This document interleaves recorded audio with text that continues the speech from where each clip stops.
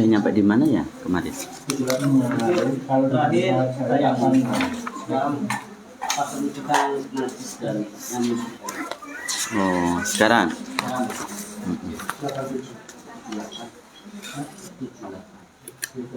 Bismillahirrahmanirrahim. Assalamualaikum warahmatullahi wabarakatuh. Alhamdulillah, lahun ni'matu wa lahul fadlu wa lahus thana'ul hasan. Wa salawatullahil barrir rahim wal malaikatil muqarrabin ala sayyidil mursalin Muhammadin wa ala alihi wa sahbihi at-tayyibin at-tahirin. Allahumma la sahla illa ma ja'altahu sahla wa anta ya hayyu ya qayyum taj'alul hazna idza syi'ta sahla. Allahumma akrimna bil ikhlasi fin niyyati wal qawli wal amal. Alhamdulillah, puji syukur kita panjatkan selalu kepada Allah karena pada pagi hari ini Allah masih memberikan kita kesempatan, masih memberikan kita panjang umur sehingga kita bisa bertemu kembali dalam rangka menuntut ilmu agama yang daruri dalam keadaan sehat wa afiah. Sholawat serta salam semoga tetap tercurahkan kepada Nabi Agung Nabi Muhammad sallallahu alaihi wasallam, Nabi akhir zaman, Nabi yang kita harapkan syafaatnya di hari kiamat.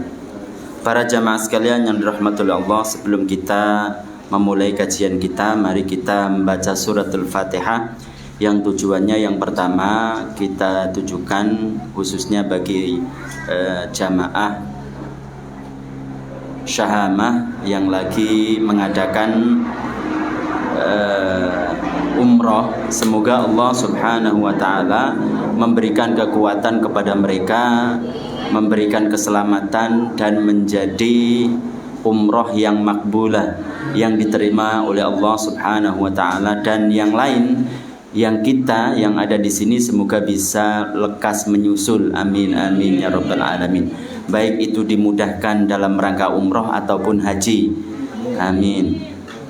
Kemudian kita tujukan juga bagi yang ikhwan-ikhwan kita, saudara-saudara kita yang lagi terkena musibah ataupun yang lain, semoga Allah subhanahu wa ta'ala mengangkat apa yang menjadi ujiannya dan Allah ta'ala angkat derajatnya dan diampuni dosa-dosanya. Dan yang sudah meninggal, mari kita doakan semoga Allah subhanahu wa ta'ala mengampuni dosa-dosanya dan meluaskan kuburannya. Dan terlebih yang masih hidup, semoga Allah ta'ala memberikan keluasan, kelonggaran di dalam rizki yang halal, thayyibah, halal, barakah, amin amin ya rabbal alamin. Ala hadhihi niyyah wa ala kulli niyyatin salihatin. Al-Fatihah. A'udzu billahi minasy syaithanir rajim. Bismillahirrahmanirrahim. Alhamdulillahi rabbil alamin. Ar-Rahmanir Rahim. Maliki yaumiddin. Iyyaka na'budu wa iyyaka nasta'in. Ihdinas siratal mustaqim. Siratal ladzina an'amta 'alaihim ghairil maghdubi 'alaihim waladdallin, amin.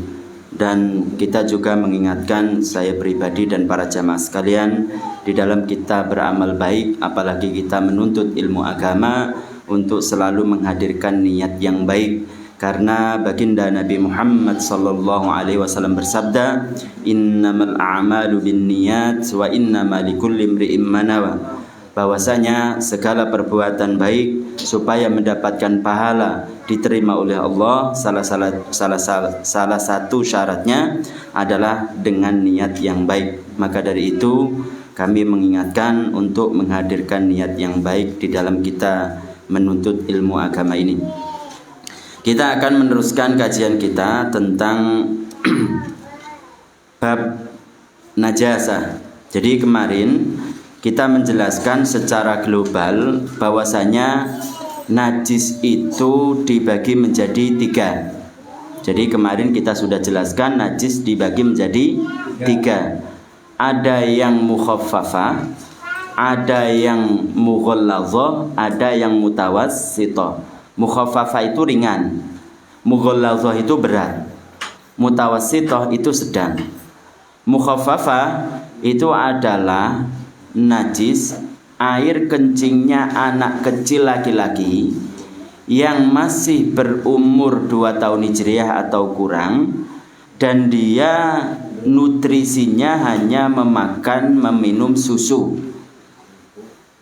Kalau ada selain daripada susu dijadikan makanannya tapi bukan menjadikan nutrisi bagi dia, bukan makanan pokok kayak seperti kita, hanya sekedar suapan umpamanya, tapi bukan menjadi makanan pokok, seandainya itu adalah orang dewasa maka itu tidak berpengaruh.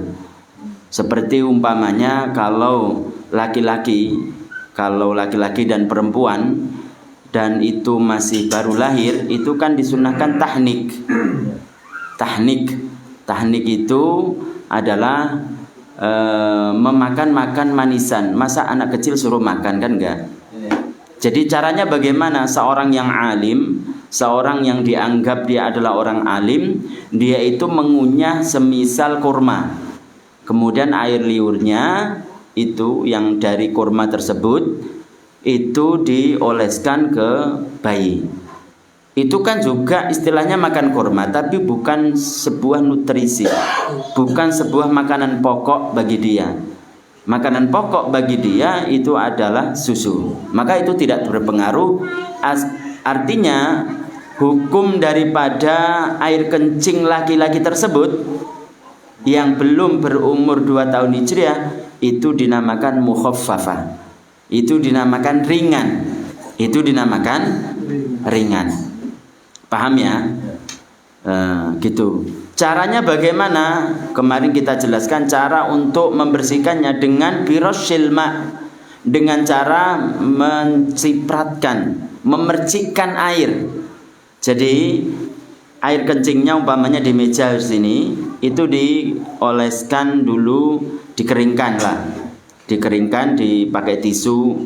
Kemudian habis itu setelah itu dipercikkan air gini aja. Udah, meskipun tidak harus mengalir, tidak disyaratkan harus mengalir itu.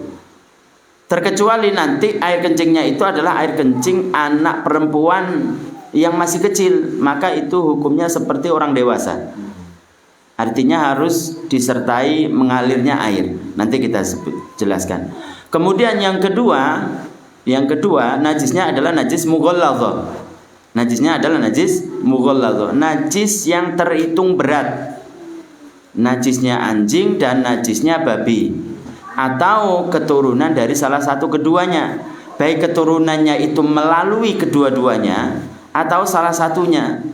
Jadi umpamanya babi dengan anjing, babi dengan babi, anjing dengan anjing, itu dari keduanya, maka hukumnya seperti babi ataupun anjing. Atau salah satunya itu suci, salah satunya suci. Jadi babi dengan kambing, kambingnya kan suci nih, maka keturunannya bagaimana? Sama dihukumi dengan babi. Maka najisnya kayak seperti air liur umpamanya. Bagaimana cara mensucikannya? Caranya dengan membasuh 7 kali. Salah satunya itu adalah dicampur dengan debu, dan debunya tidak harus dicampur, harus orangnya yang mencampur, enggak. Meskipun tercampur sendiri, kayak seperti waktu banjir itu kan keruh tuh, maka itu sudah mencukupi.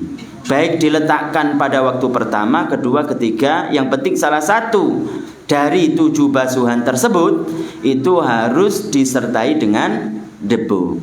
Lah, kalau umpamanya kita basuh nih 1 kali enggak hilang, masih ada baunya, masih ada warnanya, 2 kali masih, 3 kali masih, 4 kali masih, 5 kali sampai 100 kali baru hilang warna, baru hilang rasanya. Bagaimana? Itu dianggap 1 kali. Itu masih dianggap 1 kali. Supaya mencukupi itu harus ditambah 6 kali lagi. Itu harus ditambah 6 kali. Jangan mentang-mentang sudah 100, sudah 100 lebih dari cukup, enggak. Wal muzilatu lil aini wa in ta'addadat wahidatun. Jadi basuhan yang menghilangkan benda, sifat-sifatnya selama masih ada sifatnya, maka itu masih terhitung satu. Itu najis mughalladhah, najis yang berat. Cara menghilangkan dengan 7 kali basuhan. Salah satunya dengan debu. Bisa diletakkan pertama, kedua, ketiga. Tapi yang afdal itu adalah yang pertama. Kemudian yang ketiga itu adalah mutawassithah. Ini yang sering kita alami, mutawassithah. Mutawassithah itu tengah-tengah. Najisnya apa? Najis selain yang kita sebutkan.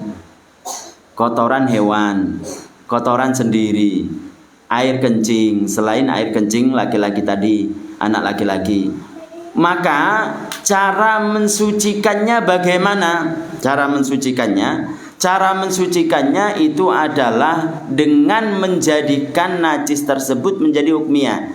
Berarti najis mutawassithah ini dibagi dua.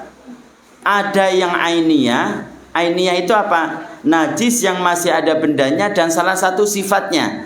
Sifat najis itu warna, rasa, dan bau. Masih ada, ini namanya ainiyah. Caranya bagaimana menghilangkan, mensucikan? Caranya adalah dengan menjadikannya hukmiyah. Hukmiyah itu apa? Hukmiyah itu adalah najis yang tidak didapati pada najis tersebut warna, rasa, dan bau. Ada kotoran hewan di mana? Di teras itu atau di musola. Kemudian habis itu nggak ada yang memperdulikan. Sering orang-orang yang di masjid atau orang-orang yang di musola berlalu lalang. Nggak ada yang memperdulikan, hanya dikasih batu bata. Kemudian habis itu karena musim kemarau begitu, hilang dengan sendirinya. Tahu persis bahwasanya pada waktu itu hilang bukan karena hujan. Hujan nggak ada pada waktu itu. Maka orang tersebut yang tahu kemudian menginjakkan kakinya untuk sholat, maka sholatnya tidak sah. Meskipun nggak ada bau, sudah nggak ada warna, rasa ataupun yang lain, maka tidak sah. Kenapa? Karena dinamakan najis hukmiyah, masih najis. Maka supaya najis tersebut hilang, katanya bijar yilma'i alaiha, dengan menuangkan air, dengan mengguyur air. Jadi kayak umpamanya ya, ibu-ibu, bapak-bapak sekalian, cara mensucikan najis. Bagaimana? Najisnya ini di atas meja nih. Caranya bagaimana? Diambil barangnya. Barangnya diambil dengan tisu. Kemudian dibuang ke tong sampah, jangan disimpan. Di tong sampah. Kemudian habis itu apa? Tisu yang kedua dioleskan untuk menghilangkan warna. Udah nggak ada.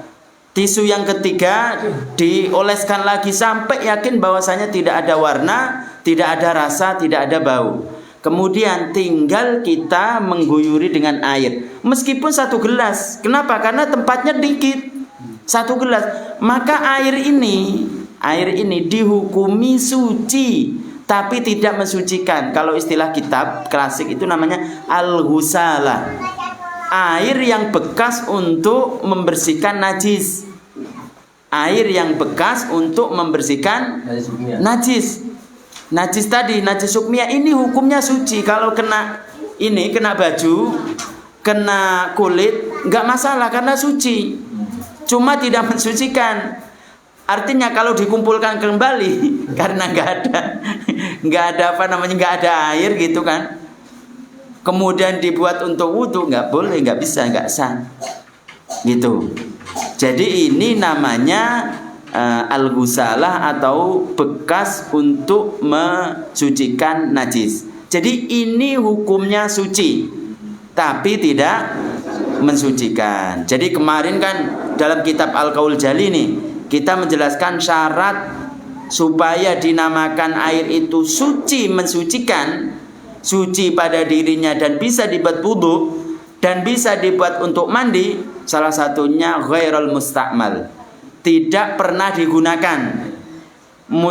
Musta'mal itu yang mana? Musta'mal itu ada yang pernah digunakan untuk membasuh perkara yang wajib Jadi air yang menetes dari wudhu, basuhan yang wajib itu namanya mustakmal. Itu suci tapi tidak mensucikan. Ada kalanya air tersebut pernah digunakan untuk menghilangkan najis. Contohnya ini tadi. Begitu. Bisa difaham ya? Kemudian wala yu'fa an syai'in minan najasati, dan tidak dimaafkan sesuatu dari najis illal yasira minad dam wal qaih, kecuali najis tersebut itu sedikit dari darah dan nanah. Jadi air tersebut air darah, jadi ada najis. Najis tersebut itu ada yang dimaafkan, ada yang tidak. Yang dimaafkan, contohnya di sini itu adalah darah. Darahnya siapa? Darahnya orang lain, bukan darah sendiri. Yang dimaksud di sini darahnya orang lain. Darahnya orang lain. Begitu juga nanah, bukan darah sendiri. Karena kita pernah belajar di Al-Qaul Jali bahwasanya kalau darahnya tersebut darah sendiri, iya kan? Kemudian banyak sampai mengalir, itu kan dimaafkan, dima'fu. Meskipun sampai mengalir, tapi yang dimaksud di sini adalah darah orang lain. Jadi kalau umpamanya mau sholat, kemudian habis itu pakaiannya terkena darahnya siapa umpamanya gitu, maka kalau itu sedikit darahnya, maka itu dimaafkan. Berapa sedikit tersebut ukurannya, para ulama berbeda pendapat. Ada yang mengatakan ukuran sedikit itu seperti 1 koin, maka itu terbilang sedikit. Jadi kalau sedikit darahnya adalah darah orang lain, maka kalau dibuat sholat, maka itu dima'fu. Begitu juga nanah. Itu contoh dari najis yang dimaafkan. Jadi sedikit darahnya orang lain. Wa ma la nafasa lahu sa'ilatun idza waqa'a fil ina'i. Begitu juga hewan yang tidak mempunyai darah yang mengalir kalau dibelah. Idza waqa'a fil ina'i, kalau jatuh pada wadah, wa mata fihi, dan mati di dalamnya, fa innahu la yunajjisuhu, maka itu tidak membuat najis wadah tersebut atau air tersebut.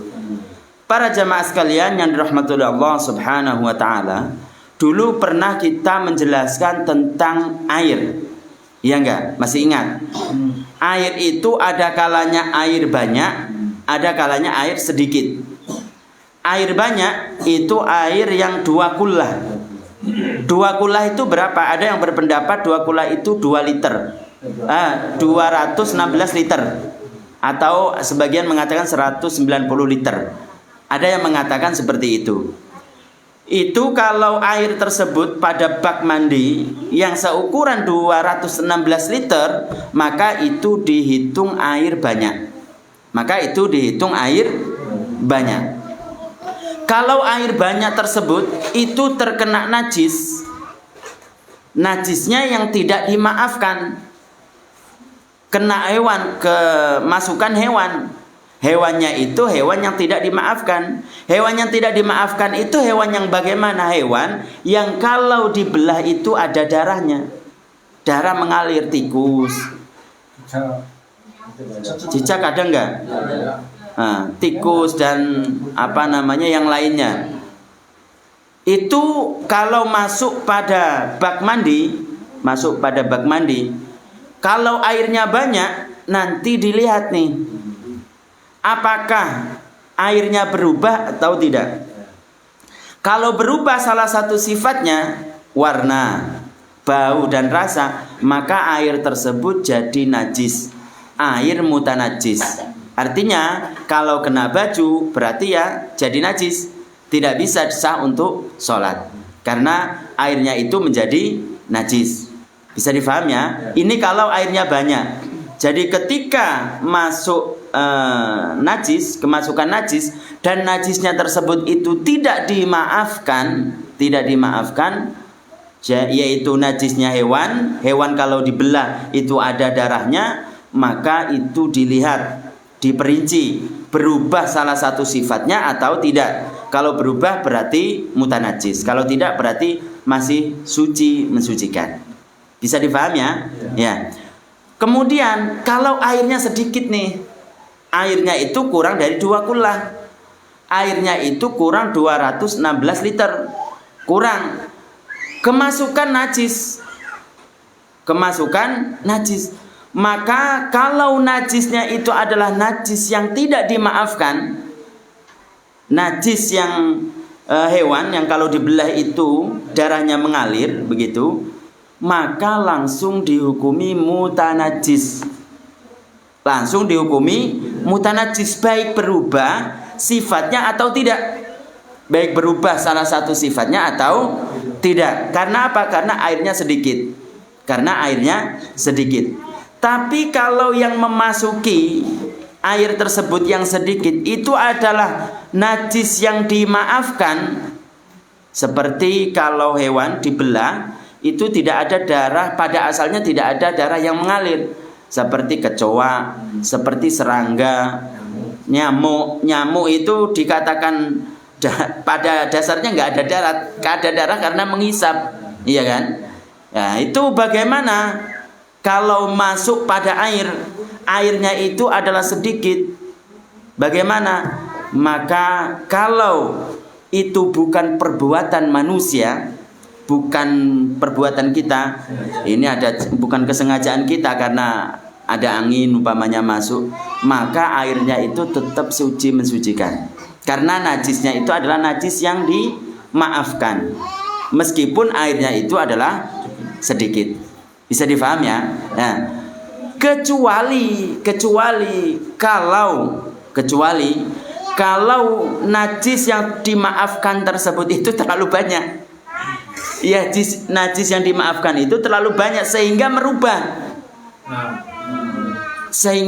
merubah status daripada sifat air, maka itu jadinya mutanajis. Bisa digambarkan, jadi gitu.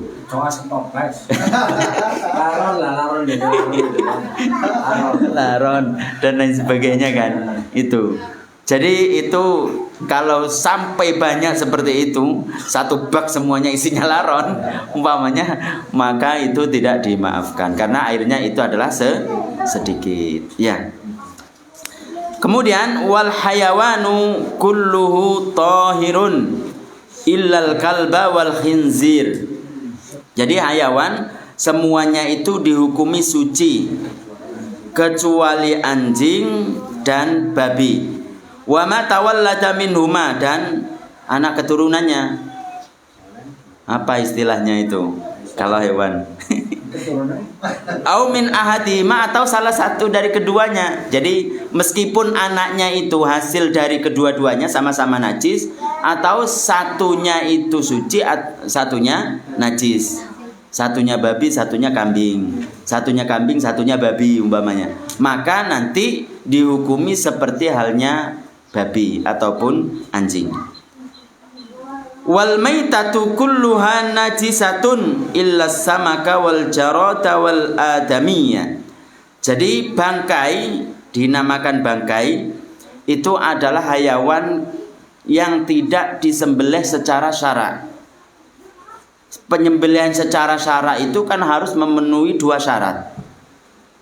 2 syarat doang, yang lainnya itu sunnah. Yang pertama yang menyembelih itu adalah muslim. Yang kedua memutuskan jalur pernafasan dan jalur makan dan minum. Istilah bahasa Arabnya itu al-hulqum wal mari. Itu aja. Jadi kalau kita jadi tukang jagal nih, itu harus dipastikan itu. Jadi jalur pernafasan dengan itu jagal itu udah tahu ini jalur nafas nih. Ini jalur makan dan minum udah tahu itu. Maka harus putus. Dan yang menyembelih itu harus muslim.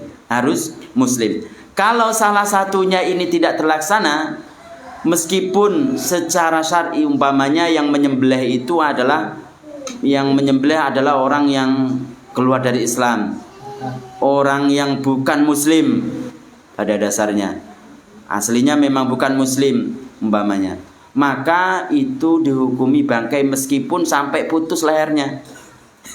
Tidak sekedar hanya 2 jalur ini yang putus, lehernya pun putus itu sampai pengin halalnya. Tapi karena yang menyembelihnya itu adalah bukan orang muslim, maka tetap tidak akan halal. Maka tetap tidak dihalal, kecuali bangkainya adalah bangkai ikan dan bangkai belalang.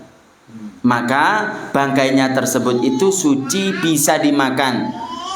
Jadi kalau ada orang ngerti seperti ini, ketika ada sarden dan lain sebagainya, itu tanpa butuh udah namanya halal. Karena meskipun bangkai itu tetap halal.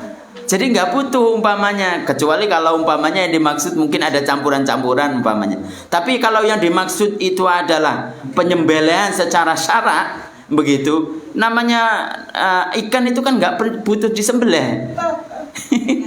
Tidak butuh label halal begitu. Tidak butuh label halal karena meskipun bangkai tidak disembelih itu tetap halal. Itu. Aman makanya ikan aja Bu. Iya, wal jarada wal adami, dan manusia, bangkainya manusia itu suci. Jadi bukan berarti meskipun itu adalah orang kafir. Jadi tidak harus umpamanya kita mau sholat salaman dengan orang non muslim, wah harus dibasuh ini, enggak. Sedangkan ayat firman Allah Subhanahu wa taala, dan ini salah penafsiran yang ditafsiri oleh sebagian orang, innamal musyrikuna najasun. Orang musyrik itu najis.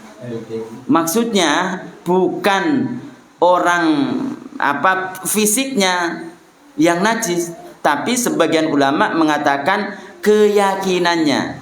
Seperti halnya kita harus menjauhi najis, begitu juga keyakinan-keyakinan yang diyakini oleh orang musyrik, kita harus menjauhinya. Bukan fisiknya yang najis. Kenapa? Karena dalam ayat lain Allah Subhanahu wa taala berfirman, walaqad karramna bani Adam.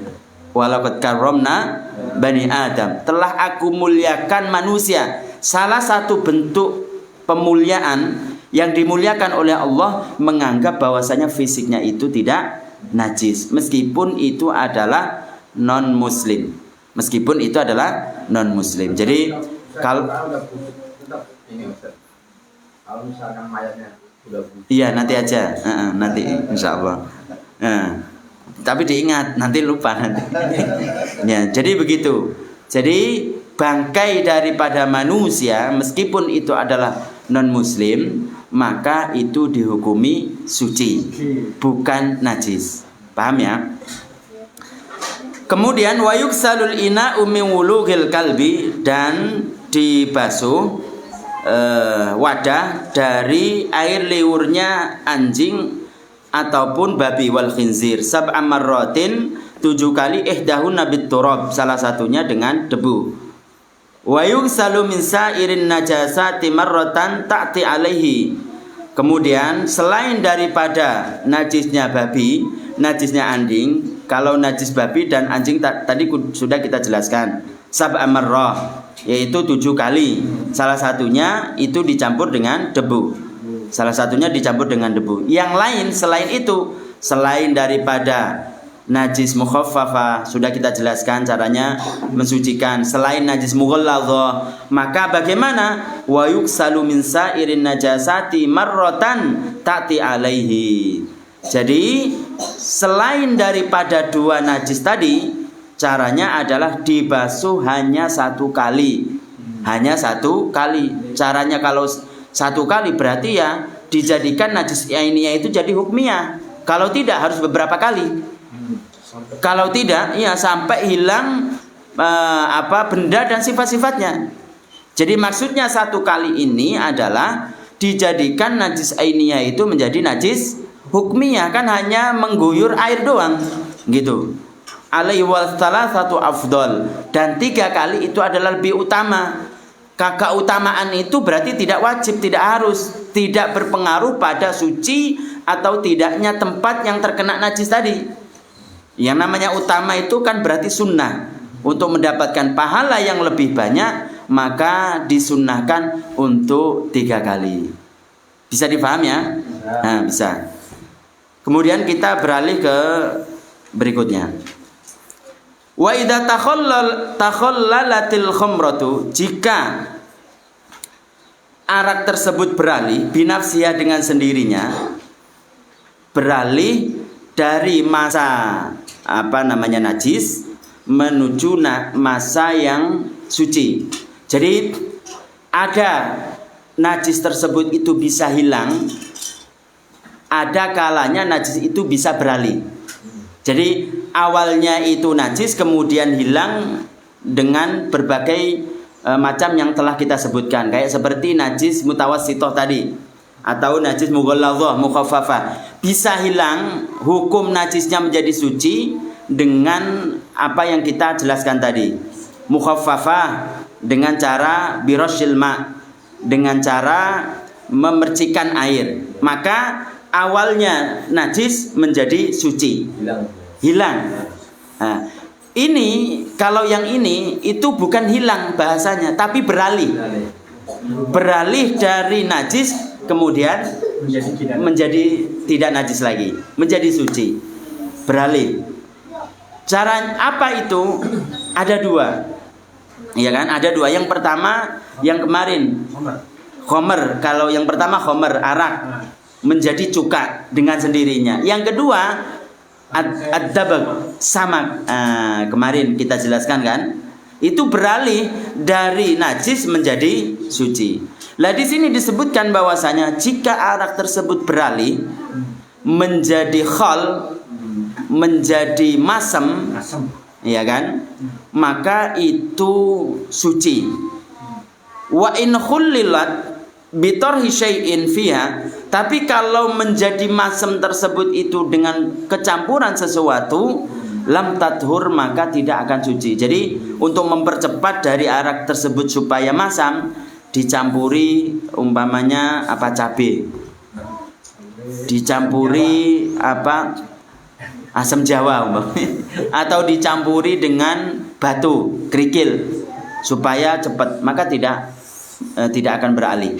Jadi bisa beralih dengan sendirinya, dianggap suci kalau tidak tercampur dengan sesuatu pun.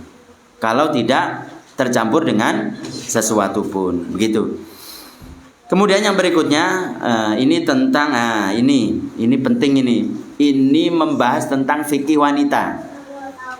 Habis ini yang harus lebih fokus adalah ibu-ibu.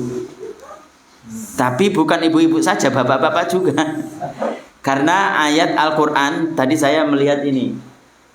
Qala Sayyiduna Ali, qu anfusakum wa ahlikum naro. Nah, berangkat dari ayat tersebut, qu anfusakum, jagalah diri kalian. Wa ahlikum, ahli kalian itu adalah istri dan anak. Wa ahlikum naro, dari api neraka. Dari api neraka. Jagalah diri kalian, keluarga kalian, anak dan istri dari api neraka. Jaganya dengan apa? Apa kita siram? Kan enggak kan? Caranya bagaimana? Sayyidina Ali mengatakan, allimu ahlakum al khaira, allimu anfusakum wa ahlikum al khaira. Jadi ajarkanlah keluargamu tentang kebaikan. Kebaikan ini apa? Ai adaul wajibat wajtinabul muharramat.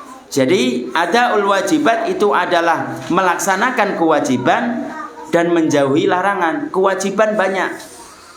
Kewajiban itu banyak. Salah satu perkara yang wajib itu adalah mengetahui hal-hal yang berkaitan dengan perempuan. Berkaitan hal-hal yang khusus bagi perempuan. Haid. Kenapa? Karena tidak semua darah yang keluar itu haid, sehingga menjadikan orang tersebut wajib tetap untuk sholat. Ini harus tahu. Karena tidak semua darah yang keluar, ibu-ibu, halo, tidak semua darah yang keluar itu dihukumi haid, sehingga dia tetap wajib sholat. Itu harus tahu. Itu harus tahu. Makanya salah satu kewajiban itu adalah mengetahui hal-hal yang berkaitan dengan sah atau tidaknya sholat kita. Bagaimana cara bersuci? Bersuci itu kan tidak hanya junub, bisa dari haid, bisa dari nifas, kan begitu. Makanya sesuai dengan firman Allah Subhanahu wa ta'ala, supaya kita semua belajar ilmu agama. Bagaimana kita melakukan perkara yang wajib sesuai dengan syariat, sesuai dengan yang diajarkan oleh Nabi, dan bagaimana kita menjauhinya. Salah satu perkara yang harus kita lakukan itu adalah tahu bagaimana kita bersuci, supaya sholat kita benar-benar dikatakan sah. Salah satu yang wajib kita ketahui bagi ibu-ibu dan bapak-bapak sekalian, salah satunya adalah hal-hal yang berkaitan dengan perempuan.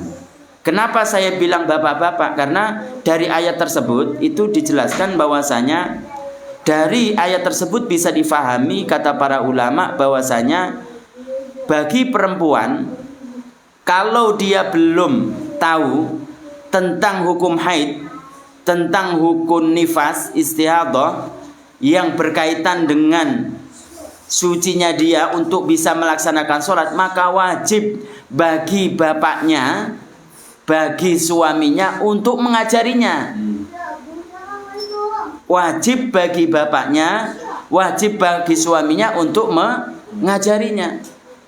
Kalau tidak bisa bagaimana? Karena kesibukan atau baik lain sebagainya, maka wajib bagi suami tersebut, bagi bapak tersebut untuk mendatangkan orang untuk mengajarinya. Untuk mendatangkan orang untuk mengajarinya seperti ini. Karena mungkin yang lain sibuk, umpamanya tidak bisa untuk memfokuskan untuk mengajarkan hal-hal yang berkaitan dengan perempuan, maka apa? Didatangkan seseorang yang tahu tentang hukum haid dan nifas dan istihadah. Harus. Kalau tidak didatangkan, maka tidak boleh seorang suami, seorang bapak untuk melarang istrinya keluar untuk mempelajari hal ini. Kan pada dasarnya istri itu kan tidak boleh keluar kalau tidak seizin suami, kan begitu. Tapi kalau hal tersebut itu berkaitan dengan hal yang wajib dan sudah melalui prosedur ini, tidak diajari, tidak mendatangkan orang untuk mengajarinya juga, maka tidak boleh bagi seorang suami itu untuk melarangnya. Kenapa? Hakullah itu lebih didahulukan. Hak-hak yang berkaitan dengan menyembah Allah itu harus didahulukan daripada hal-hal yang berkaitan dengan makhluk. Bisa difahami ya? Bisa. Makanya ini harus fokus nih untuk beberapa minggu ke depan ini. Itu harus paling tidak ada catatan-catatan bagi para bapak, para ibu sekalian, supaya kita mengetahui bersama.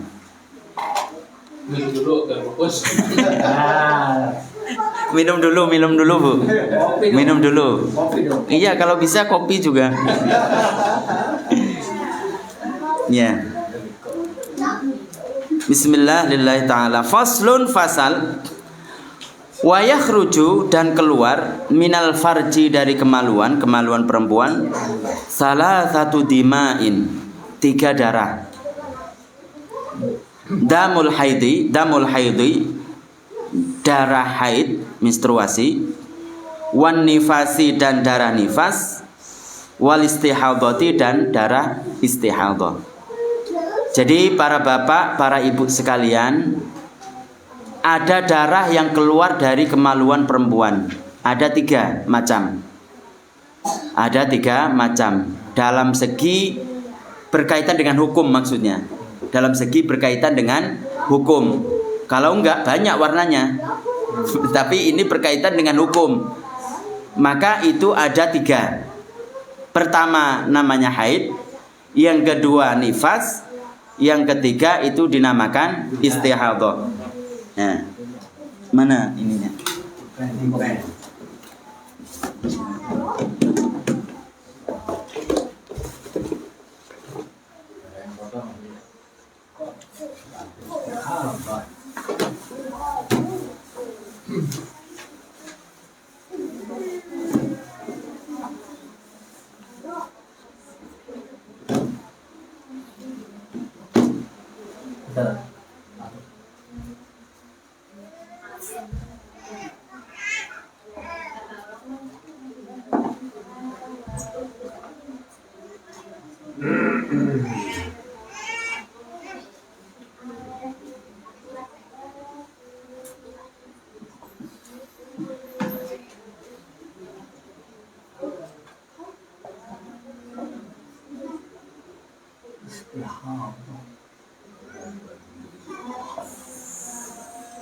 Jadi ada tiga darah macam yang keluar dari kemaluan perempuan. Yang pertama adalah haid, yang kedua adalah nifas, yang ketiga adalah istihadhah.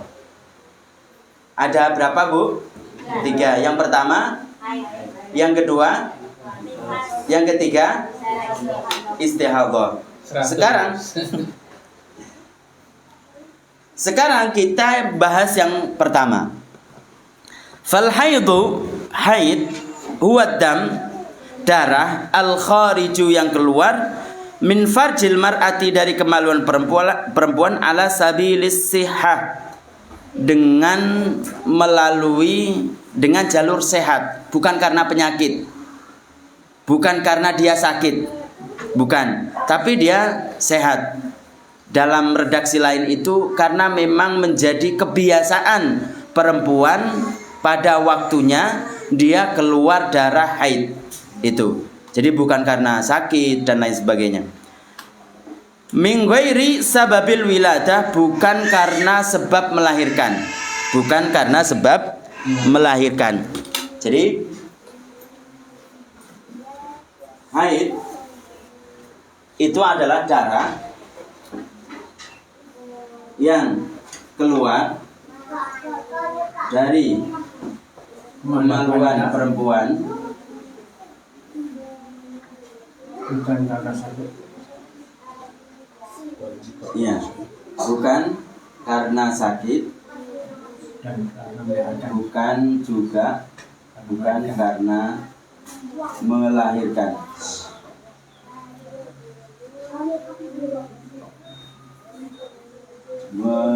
melahirkan.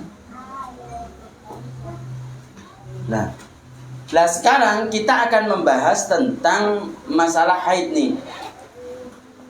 Darah yang keluar dari perempuan. Pertama, yang kita bahas adalah diri perempuan tersebut.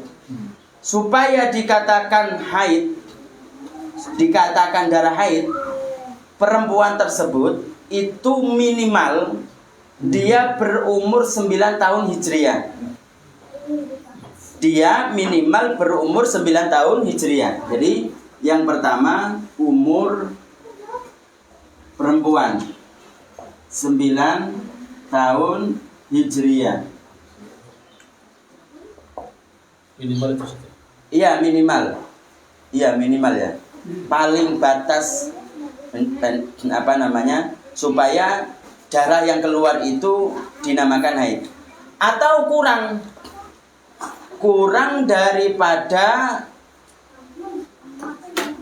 bahasanya kalau dalam kitab itu kurang dari 16 hari.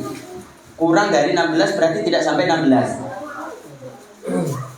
Kurang daripada 16 hari. Berarti kalau ada 16 nih, berarti apa? Berarti darah tersebut itu bukan haid. kurang. Paham nggak? Ya. Kalau ada 16, jadi 9 tahun 16 hari. Keluar darah, dipastikan darah ini bukan haid. Sudah kan? Sudah 9 tahun ditambah 16 berarti 9 kurang. dikurangi. Iya kurang. 9 kurang 16 hari. Kurang. 9 tadi saya balik lebih. Iya. 9 tahun kurang. 9 tahun kurang 16 hari. 9 tahun kurang 16 hari. Jadi kalau anak tersebut itu umur 9 tahun, tapi kurang 16 hari. Atau 14, 15. Kurang bukan 17. Kurang 18. Kurang 19. Ya kan? Kurang 20 hari. Maka dipastikan darah yang keluar tersebut bukan haid. Tapi kalau kurang dari 16, kurang 16, 15 hari, 14 hari, 13 hari, maka kemungkinan, masih ada kemungkinan darah tersebut itu adalah darah haid. Kenapa? Karena diri yang perempuan tersebut sudah berumur 9 tahun atau kurang dari 16 hari. 9 tahun kurang 16 hari. Paham ya? Paham. Ya. Jadi saya ulangi lagi. Yang pertama syaratnya adalah umur perempuan tersebut itu adalah minimal 9 tahun hijriah atau kurang dari 16 hari. Jadi kalau kurang 16 hari, kurang 17 hari, 18, 19, 20, maka darah yang keluar dipastikan bukan darah haid. Tapi kalau dia itu sudah berumur 9 tahun hijriah, jangan lupa bukan masehi. Karena hitungan masehi dengan hijriah beda. Kalau dia tersebut itu sudah berumur 9 tahun hijriah, keluar darah, kemungkinan dia ini adalah darah haid. Kemudian syarat yang berikutnya itu adalah minimal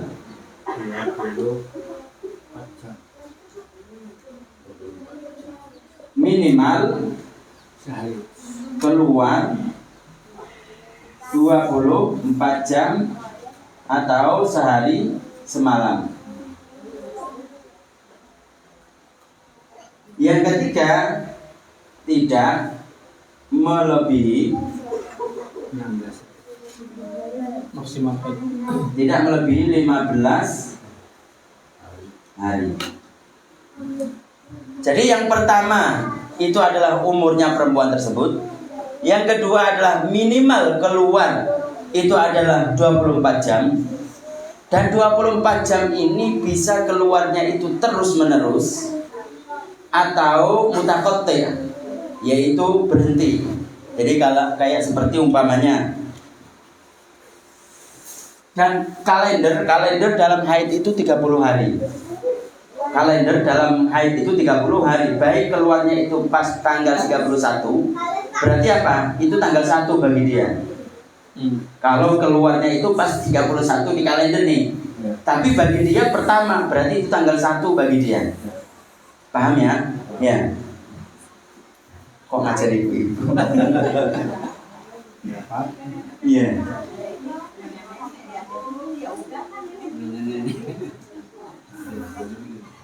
Satu, dua, tiga, empat, lima.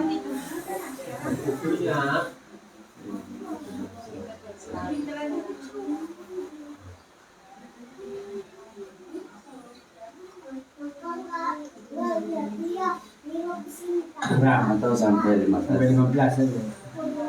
Kurang besar. Jadi umpamanya hari pertama keluar. Lah caranya untuk mengetahui bagaimana? Cara mengetahui itu kan perempuan terasa ya. Enggak. Atau meskipun enggak terasa, kata para ulama itu dimasukkan kapas. Jadi kapasnya tersebut itu dimasukkan, kalau keluarnya itu masih ada bercak, meskipun tidak mengalir seperti kran, maka itu dinamakan keluar. supaya Supaya jelas. supaya jelas nih, terutama yang bapak ini yang ini nggak mengalami gitu, biar jelas bahwasanya meskipun itu tidak terasa, tidak keluarnya itu deras begitu, tapi ketika dimasukkan kapas masih ada bercak, maka itu dinamakan keluar. Dinamakan keluar. Maka pada waktu itu perlu dicatat.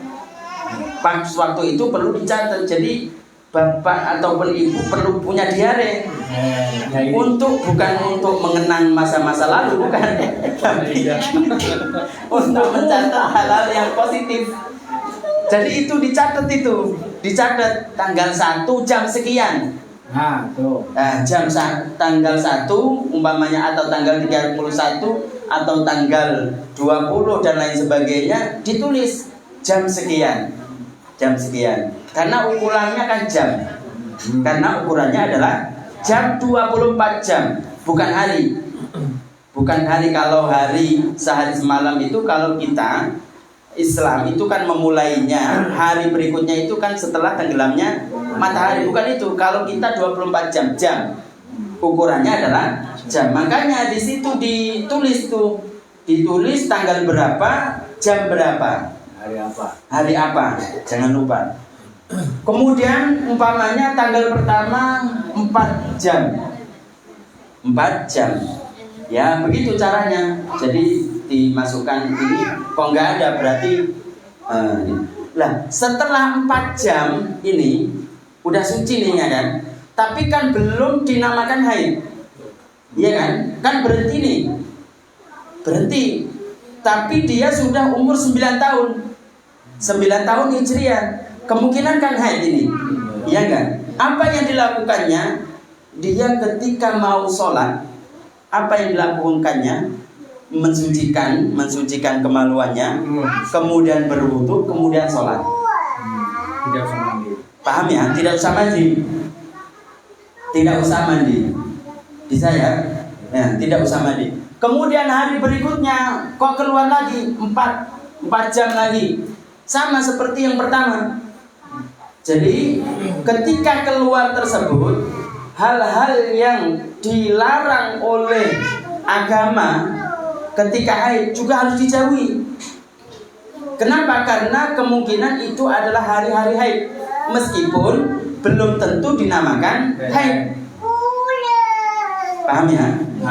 Jadi hal-hal yang dilarang oleh agama bagi orang yang haid, karena pada waktu itu keluar darah di waktu-waktu haid, maka dia harus menjauhi hal-hal yang dilarang oleh haid, meskipun belum tentu haid. Kalau tadi bagi yang perempuan yang baru keluar darah tapi dia belum berumur 9 tahun Hijriah, ya, itu dipastikan enggak haid. Maka apa? Dia bisa melakukan hal-hal yang dilarang oleh orang yang haid karena dia bukan haid meskipun keluar darah. Paham ya? Jadi 4. Jadi setelah berhenti 4 jam, kemudian apa yang ia lakukan seperti yang pertama, yaitu membersihkan kemaluan, kemudian berwudu, kemudian dia sholat. Tidak harus mandi. Kemudian hari berikutnya tidak ada, ya, beraktivitas seperti biasa, tidak keluar. Kemudian hari berikutnya 2 jam. Maka seperti halnya yang pertama. Karena apa? Karena belum 24 jam. Sampai yang berikutnya, umpamanya di sini 8 jam.